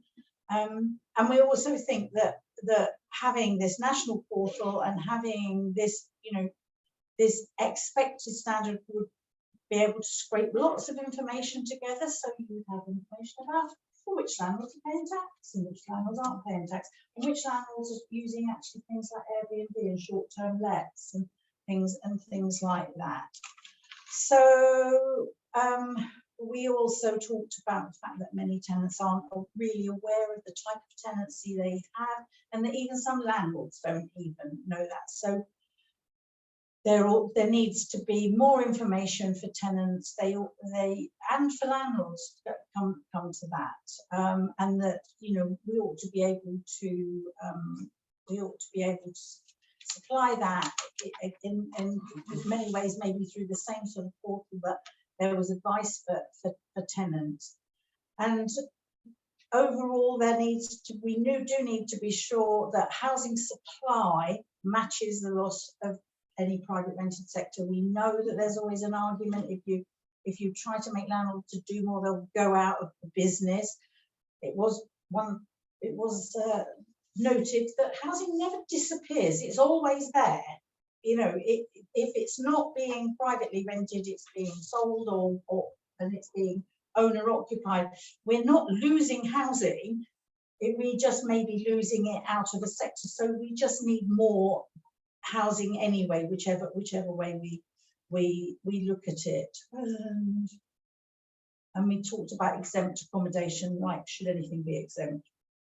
And you know, and maybe not. And also there was an idea that any property taken into management by local authorities, because the landlord's not dealing with it, should be CPO, but there should be a discounted rate. If the landlords let the property run down, then it should be it should be hidden in their pockets, basically. I think that was the most of it. Good, thanks, Helen. And the final one was on owner occupied house. That was Ed and Sheila. Yeah. Yeah. On owner occupation, we noted 4 main points. In the light of the many stories about people finding that brand new, recently built homes were not fit and required further work, we noted that at the moment it isn't even necessary to have qualifications to be allowed to build homes. So we think that should be corrected and builders should be qualified. It was noted that many owner-occupiers lack the money to actually carry out repairs, and we suggested that a fund for repairs should be established when a house is sold. It should be established and maintained. We recalled that once upon a time there were home improvement agencies who even had grants, and we thought that that was something that should be reinvented. And finally, we thought that it was necessary to end financial incentives that distorted the market and to emphasise that housing is more than just an investment. Brilliant, thanks all. Thank you. Is there anything that anyone would like to add on the back of those workshop reflections, or any final thoughts for bringing today to a close? Or have we talked you all out? Yes. Yes. I mean, it's probably not a very typical area I come from. And nonetheless, here are 3 things that certainly affect us. One is it's not clear how many new houses we actually need. We need lots and lots of affordable houses, whether by building or by acquiring from the private sector. But there seems to be in the methodology for calculating housing need a huge built-in uplift, which no doubt in the for private developers and against affordable housing. And I've been asking the question for some time now about what the Labour Party approach is to this methodology. I haven't had a clear answer, but I'd love to have in our locality, because we seem to be steaming down another massive increase in housing and probably a crash eventually, but it's all in favour of the private development. So that's the first question. But the first question really is, how many do we need nationally, locally? Because looking at the numbers that are being projected and talked about for the population formation of households, we seem to be overbuilding. And that comes back to the question raised by the last presentation, which is we've got a real problem, A, of moving the market towards affordable housing, but B, of refurbishing everything to eco standards as fast as we possibly can. there's a huge pressure on our construction industry and probably not the right skills in the West talked about earlier. So one of the things that I hope Labour can be clear on is how many do we need of each type of tenure? Where are they going to come from in terms of rebuild? And how can we allocate the construction industry resources and skills towards both new build and refurbishment over the next 10 years? Because you can't probably get it all. You're going to have some compromises here. And we may not want to compromise on the zero carbon objectives. And that might mean we've got to do other things in terms of building new.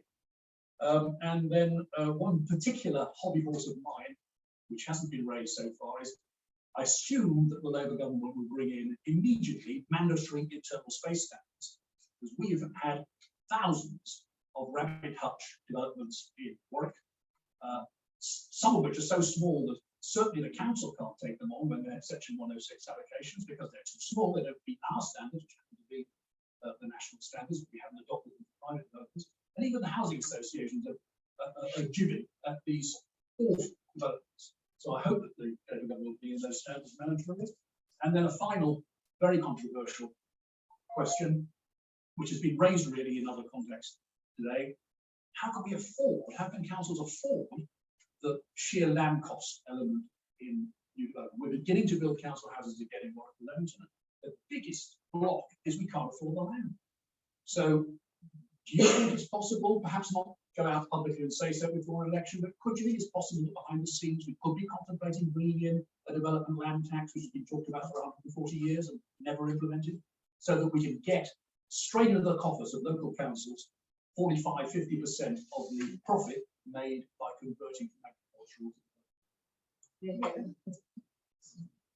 Jim? Just in answer to a couple of those points, on the final one, housing for the many, the manifesto that went into the housing manifesto that went into the 2019 manifesto has a suggestion about making sure that land is cheaper for councils to build. So have a look at that, because it's really good. And we have, although Keir Starmer said that the 2019 manifesto was going to be set aside, when we've asked the question about the housing manifesto, and we've said, why jettison that? Because there's nothing we disagree with. And it built up over years of work, Jack Dromey, John Healey and others. There's nothing that we would want to get rid of. Good. We have the answer that the housing manifesto wasn't the problem. And I think at our next meeting with Lucy Sandy and Matthew Kennicott, we need to emphasise that point, because you'll find it in that document. And the other thing was, I think mandatory internal space standards are in there, but I now can't remember. Does anybody else remember? Not sure. Yeah. But on the point of how many houses do we actually need, it's a real bugbear of mine that local authorities are being driven to have more houses built, particularly of owner-occupied homes and unaffordable ones, than they actually need. And the government drives that to be, and it's unrealistic. We are planning to have an event on planning when something comes through, and that will be in there, because it's been something I've been beating on about for several years, but we've just been trying to find the moment to have that conversation. Great. I think, sorry. Yeah. Just a quick one regarding incentives from it. I know this is landed in manifestos about extra regulation, that sort of thing. So in that, it's good to me, something that I haven't really heard about much, is the potential for, I say us, I mean, it's probably not going to happen nationally, but local councils to provide the supported living accommodation themselves, rather than providing this facility to make lots of profits from it. I know I don't have the capital to be buying properties, but maybe a direct long-term commercial lease with the property owner, and then, for example, the city council to then provide the support workers. I feel like it could use the money better rather than create somebody else, and also provide a better service. No better way to regulate it than actually do it ourselves, maybe. But I don't really know how feasible that is, but it seems to make more sense financially and to benefit the occupants. So on that one, when we're talking about exempt accommodation, we're talking about non-conditions exempt. So it's housing benefit So even when we've made clawbacks because people have not been getting this care and support that they're supposed to do, that doesn't mean the money's gone back to the council and go back to central intervention. It's housing benefit. So there is no there's no it's not the days of supporting people. It's you know you don't have that, and maybe that's part of the problem. But the reality is I know for us it would be incredibly expensive. And yeah, and it's not commission, so it's not, you know, it's a completely separate market. The biggest thing for us is the fact that we've got no controls or support, no controls over it. And actually, when it comes to exempt accommodation, it's only when it gets into crisis point that the system is able to sort of navigate around it. But in terms of us doing it in-house, I don't think that I would be appetite, because we haven't, how are we going to run it? Barely managed at the moment, so if they sorted out a proper funding system around exempt accommodation, something that was fit for purpose, then that's a completely different story. At the moment, the funding model is not fit for purpose to do housing benefit, and care and support doesn't come out the housing benefit. So. Ross? Yeah, I just I was kind of covered, but I think that the whole financial situation plus the desire to completely change the private rented sector, professionalise it, and make it fit for purpose. We're really missing an opportunity, and also causing problems if we don't seriously consider this sort of massive, bit like scaled up what Birmingham was doing, actually what we're doing in Barnet. Street property purchase program, intervening, because the issue about Helen made about houses don't disappear. If people are exiting the market, local authorities need to have the powers to and the finances to actually go into the market, purchase those properties, get them up to zero carbon, and where private landlords can't, for example, and actually do sort of, a lot of housing associations in the 60s, 50s, 60s, 70s were street property, groups of tenants, churches, other groups that got together and bought streets and formed housing associations. We need something on that scale, because the challenge is actually there's an opportunity there as well. Yeah. My point is about council houses that have been bought up by private landlords and bulk. Like, for example, in the area I live in Hartlepool, we've got two brothers who own a significant portfolio of council housing, some of which has been rented out for supported accommodation. Now, what would the chance be that we could actually go back and approach these people and say, do you know what? We'll put an offer on the table if you give these properties back to us, so we can put them back into family housing, and housing, housing for people who actually need it, rather than, actual public asset that was sold off to make profit for a private landlord. I don't want to say it's a cabinet for housing, but the rest of the time that's it. I think on that one, these right to buy properties that someone purchased and then they've ended up going into property. And again, like I said, in Birmingham, we put money aside, and it's the first time we've done it, so we're not sort of put a huge amount in and we're going to do a whole scale, let's buy back properties. But we have put money aside to purchase 240 properties off the open market. Some of that does, I think we've got 39 up again at the moment, but some of that does include where we can have those conversations, and our preference is to buy back ex-council properties because we've managed them before. So, if there's a willingness for the landlords to sell, but we're not going to pay over the yards for it. That's not in the best interest of the government. But we're definitely open to one. We are doing that practice at the moment. I think what's clearly coming through all the contributions this afternoon is the importance of resources in financial terms for local authorities, resources in terms of how we're empowered to take forward this agenda. So all the stuff that we've collated today clearly forms part of the conversations we'll have on an ongoing basis with this and on the front bench team, and ensure that we're getting that balance right, and that councils are equipped and empowered to deliver on what's going to be a really important agenda. One very quick one there, because I'm really conscious of time. Okay, I'm just trying to think then which one I will say of the many things I was going to say. Okay, I would hope very, very much, especially with Keir Starmer as a Hoover and St Pancras MP, as Prime Minister, something will be done to force HS2 to build affordable housing in their overstation developments. Excellent. Right, I'm very conscious of time. There's one other bit of business that we just need to attend to, which is on my agenda as the formal launch of the West Midlands Labour Housing Group branch. I don't know whether I'm supposed to crack a bottle of champagne against something to launch it. So anyway, we've been wanting to do this for a while, so we are formally launching a West Midlands branch of Labour Housing Group. We've already got branches elsewhere in the country, notably London, North East, North West, and South West. Chair, I suppose. But we're looking to launch on here in Birmingham. We've identified a date to do that, which will be Monday the 28th of November at 7 p.m. I've just got to nail down the details of the specific location. I suspect it will be Birmingham Council House, because that's the thing I've got the easiest influence over in terms of establishing a venue. That said, I don't want this simply to be Birmingham centric, so we will be looking to hold meetings elsewhere across the wider West Midlands region.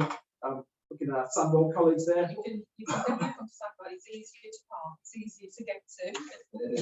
It's also got the wagon and horses opposite. That's not a consideration. Yeah. So really keen to have all colleagues from the West Midlands get involved in that. We want to become a really active branch. As any of you heard today, a whole set of issues within our region that we want to campaign on and get the next Labour government to address, as well as championing the work that Labour councillors and Labour-led councils are doing right across the region. So we will circulate details out about that shortly. We've got email addresses for our members. If you're not a member of Labour Housing Group already, then why not? Please do join us. There are some leaflets here which give you the links to our website and so on, which will pass around. Please do sign up and become a member. Follow what's happening on the Red Brick blog. That's redbrickblog.co.uk, which is a site for discussion of all things housing. We're also promoting this pledge, setting out how we're going to establish housing as a universal human right, support decent homes for tenants, ensure that we've got a planning system that delivers on housing and the government-led investment that we need to see. We're encouraging people to sign up on this. We're also encouraging prospective parliamentary candidates to sign up to this pledge as well. We've got some pledges here. Feel free to take those away, sign up yourself, encourage others to do so. So finally, just a few words of thanks. Can I say thank you to all of our brilliant speakers today. So we had Liz and Andy earlier on, who of course has had to go, but also to Sharon, to Jill, to Kerry and to Martin. Thanks to our workshop facilitators as well. And also to everybody here at the Warehouse Cafe for looking at us. So, sorry, Salma, I can't even read my own handwriting. I do apologise. And yes, so and thanks to the electric team for this together. And most of all, I'm especially sure battling with the IT. Absolutely. Absolutely.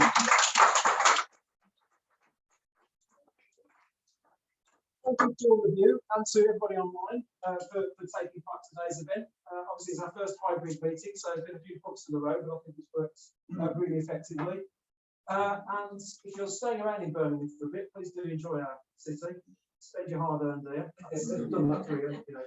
Make sure you spend it. Before you do that, stick a fiver in my hot sticky hand. Yes, 5 for lunch, and a safe journey home to you all. Whatever's easier.